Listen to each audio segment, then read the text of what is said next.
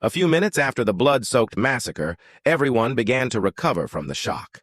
Matt Anderson patted Trin Sha on the shoulder, showing his gratitude. The team leader, who was supposed to have died in the death corridor, had survived, marking a significant shift in the story's trajectory. But whether he could survive the zombies' mouths or the sharp claws of the lickers next, no one knew. Matt looked around at everyone and said, "Okay, let's keep going." Sion burst out. "What?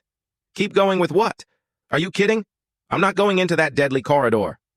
Matt looked at Frank, who was drenched in sweat, and shook his head, saying, "I've disabled the entire system, all of it." Matt repeated, "The whole system? Are you sure it's all of it?" Without waiting for Frank to answer, Matt picked up a remote control and entered the corridor, just like in a movie, with Alice following him. The doors this time did not close until Matt entered the server room. As Frank furiously typed at the keyboard, Trin Sha and the others realized that they were about to face the main challenge of their adventure, the zombies. Chiam Lam whispered to Trin Sha, "Don't stray far from Truong Kiet. Don't let the zombies bite or scratch you. In the movies, you're infected within 30 minutes, and the vaccine only works if injected within 10 minutes. Stay close to Truong Kiet. He's survived 3 movies. He'll survive this one, too." Trin Sha and Li Tio Ngi both nodded. Chiam Lam suddenly laughed and asked, "Right. Do any of you feel uncomfortable about killing?" Li Tio Ngi replied, "At first it was really uncomfortable, but I felt much better after throwing up. Now I can kill." Trin Sha thought back. Indeed, after vomiting, he felt much lighter, and having just gone through a life-and-death struggle, he felt fully integrated into this world, ready to kill people or monsters, whatever it took to survive. Chiam Lam continued, "All right. Later. Try to pick up the guns from the soldiers. Kill as many stray zombies as you can. There's a bonus for that. Remember to aim for the head. It's their only weak spot."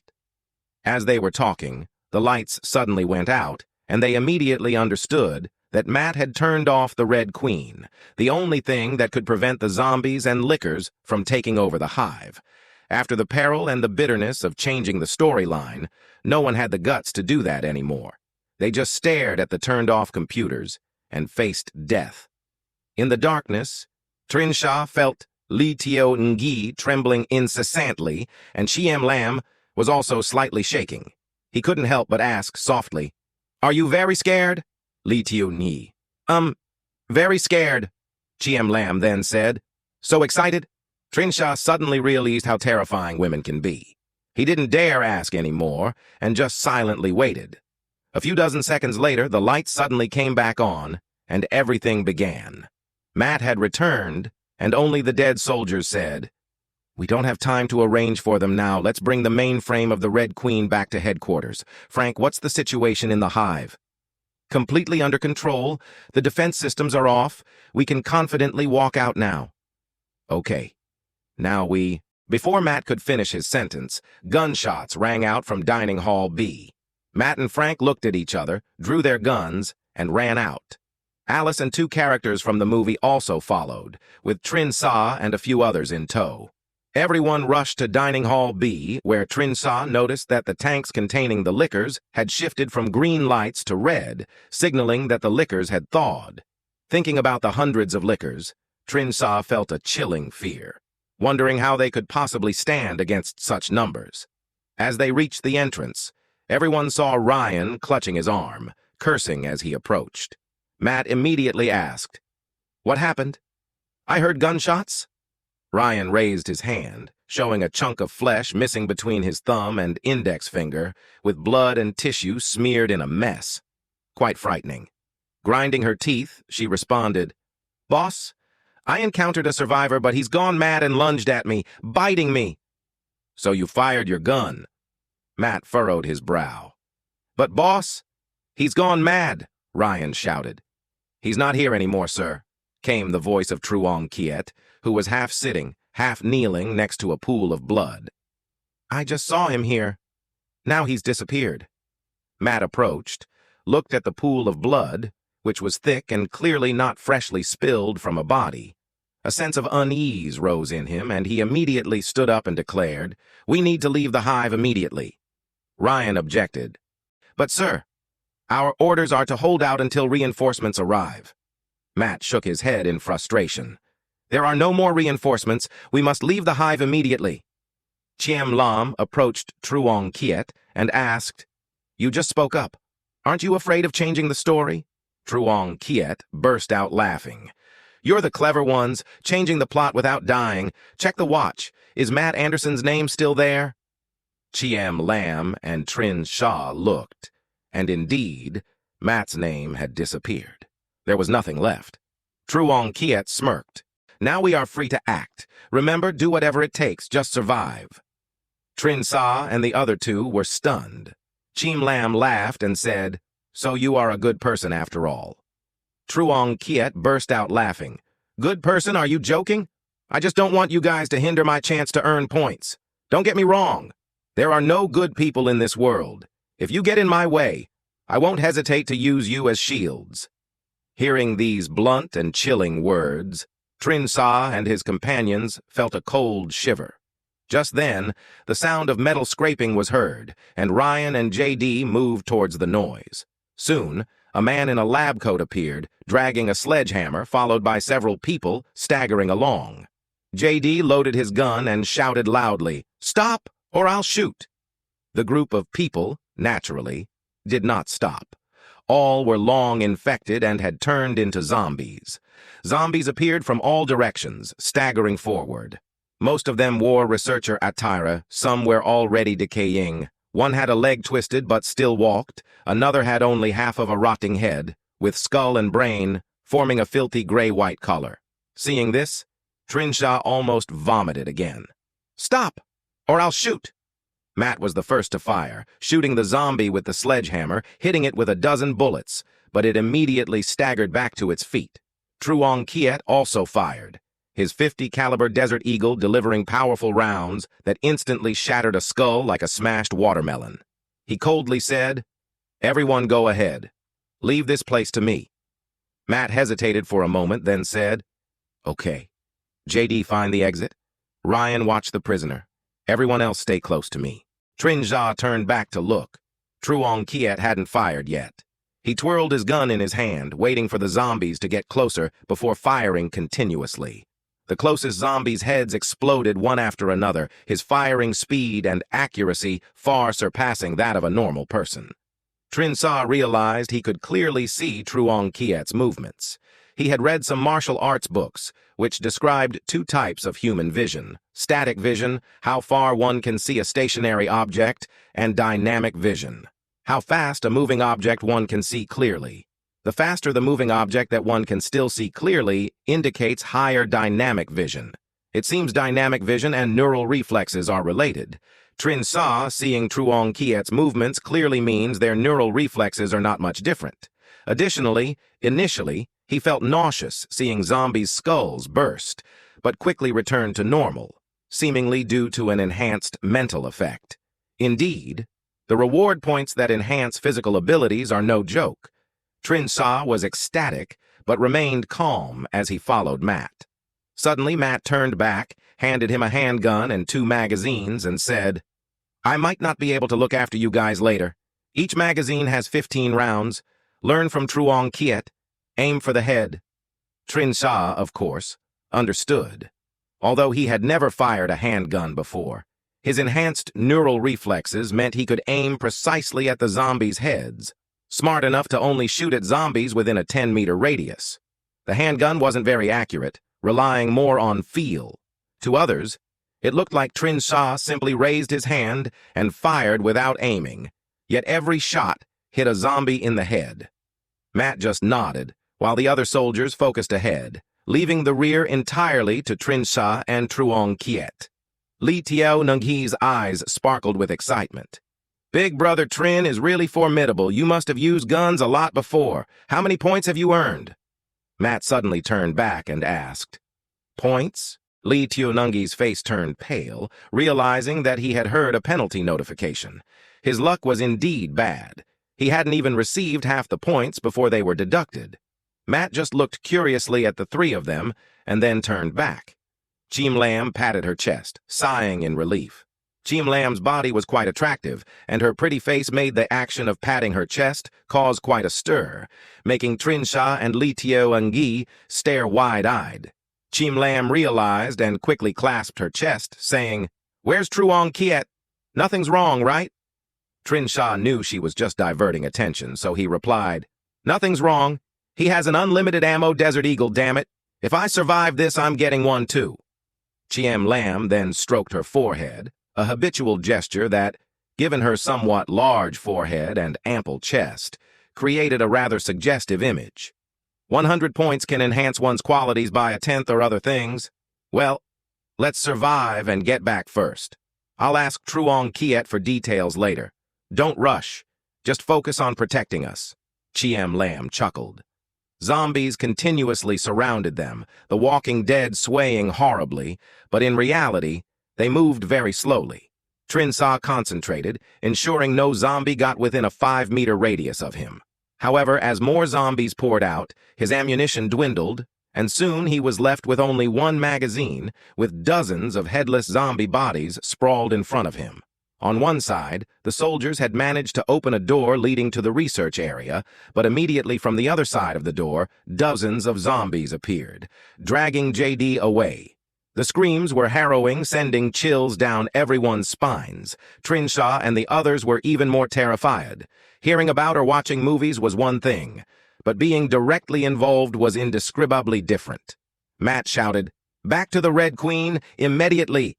Somewhere along the way, about a dozen zombies had broken through between Trin Sha's group and the mercenaries. They staggered towards them, the proximity allowing everyone to smell the foul, rotting stench. Li Tio Ngi yelled out, "Big brother Trin, shoot fast!" Everyone knew from movies that getting scratched or bitten by a zombie meant certain infection, with only a few vaccine doses on a train, and from this distance, they'd be zombies before reaching it. They were just ordinary people now. Getting infected meant certain death. Trin Sha watched the soldiers getting farther away as zombies continued to swarm out, and his ammunition dwindled. 10, 9, 8. Trin Sha silently counted his remaining bullets. Suddenly, several zombies nearby had their heads explode, and Truong Kiet burst out from somewhere yelling, "What the hell are you doing here? I told you to stick with the soldiers. Did you forget that lickers appear in this part of the movie?" Without pausing, Truong Kiet continued to shoot down zombies in groups and ran towards the soldiers, with Trin Sha and the others hastily following. The speed must be due to muscle enhancement, Trin Sha thought as he ran, feeling his body unable to keep up with his thoughts, especially noticeable when shooting, as if an adult was swinging a toy hammer. With Truong Kiet's unlimited ammunition and his sharpshooting skills, everyone managed to enter the main control room just as the soldiers were about to close the door. With a loud bang, the heavy door shut behind them, keeping the zombies outside. "Pretty impressive," Truong Kiet said as he tucked his gun into his belt, smiling at the group. Trin Sha, panting, asked, "What do you mean?"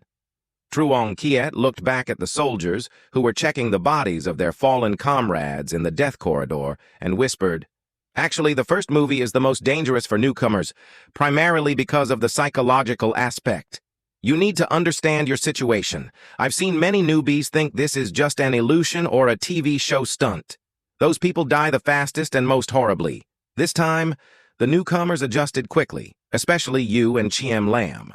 Not only did you adjust your mindset, but you also overcame fear, showing great potential. Secondly, adjusting your mindset isn't everything. The first movie also tests your luck. Surviving is lucky because you're just ordinary people right now. Even though you know the plot, the risk of dying is very high. Without enough luck, you won't survive. Surviving earns you enhancement points like my gun and abilities as proof." After speaking, Truong Kiet pulled out a pack of cigarettes, offering one to Trin Sha with a laugh. "Congratulations, little birds. How does it feel to survive? Exhilarating, right? Like reaching the climax of making love?" Li Tio Ngi timidly extended his hand and said, "Truong, big brother, give me one." Truong Kiet glared at him. "What are you doing trying to smoke like adults? You still smell of milk, not even a whiff of tobacco about you. If you want to live, stick close to us." Li Tio Ngi scratched his head and said, "What now? I've already lost 10 points. Truong Kiet paused, then burst out laughing. Lost points before you even earned any? Your luck is too much indeed. Don't worry, after this movie you'll get 1,000 points, but remember, you only get them after the movie ends. If you still have a negative score after receiving the reward, you'll be executed by the god. Lai Tio-Nhi grimaced, and Trin Sha patted his shoulder sympathetically. Just then, there was knocking and shouting from outside. Open up! Hurry, open the door! The mercenaries all ran back to the corridor. Truong Kiet, without waiting for anyone's word, opened the door. Alice and Mad squeezed in, followed by a horde of zombies.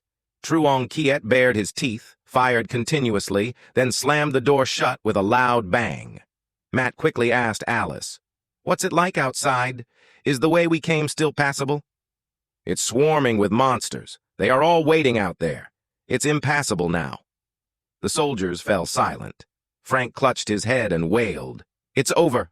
We're done for. The main control room has no exits."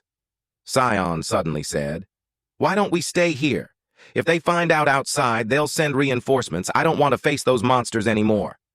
The soldiers all looked guilty, and Sion shouted, "What? Am I wrong?" Frank coughed and said, "There might not be any reinforcements coming." Sion, angered, grabbed Frank's collar and yelled, "What do you mean, no reinforcements?"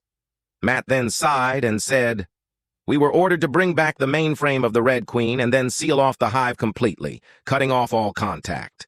Remember the main door leading to the Hive? If we don't reach it within 3 hours, it will seal permanently. Those damn company leaders, now I understand that order. It turns out this place is filled with nightmares."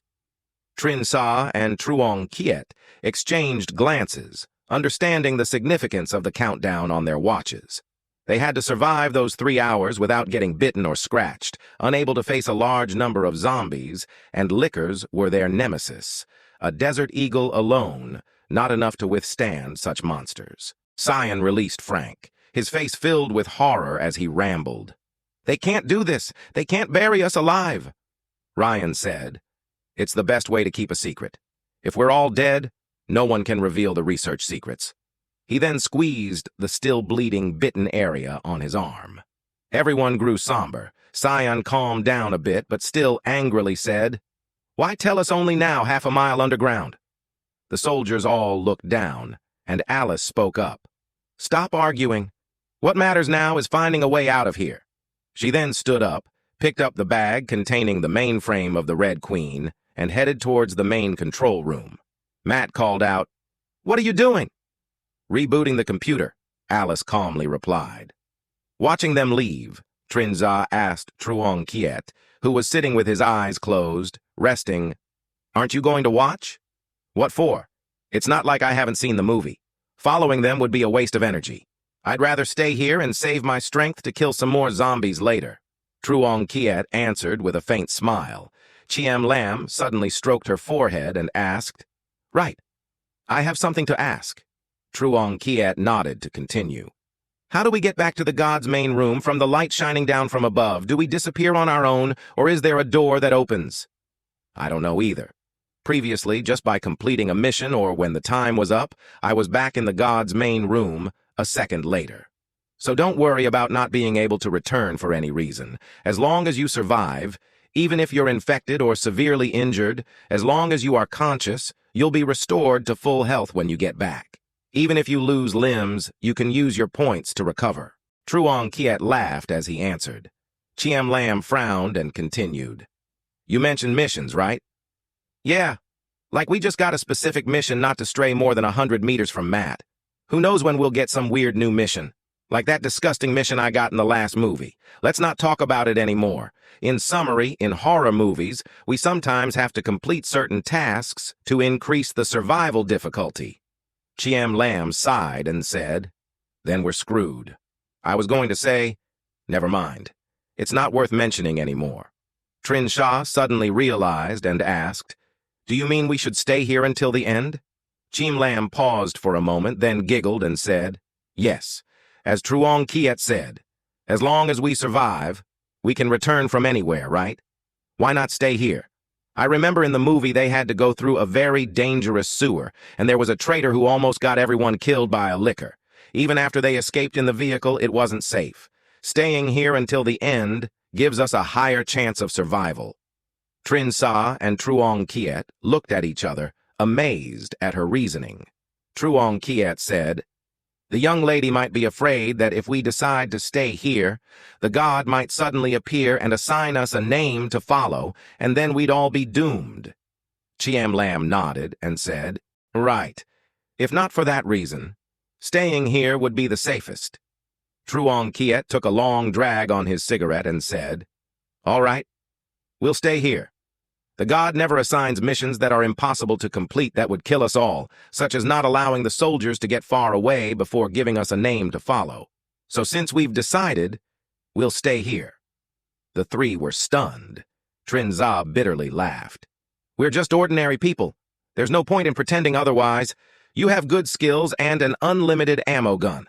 Why not follow them and earn some points? You know, killing a licker on the train is worth 100 points.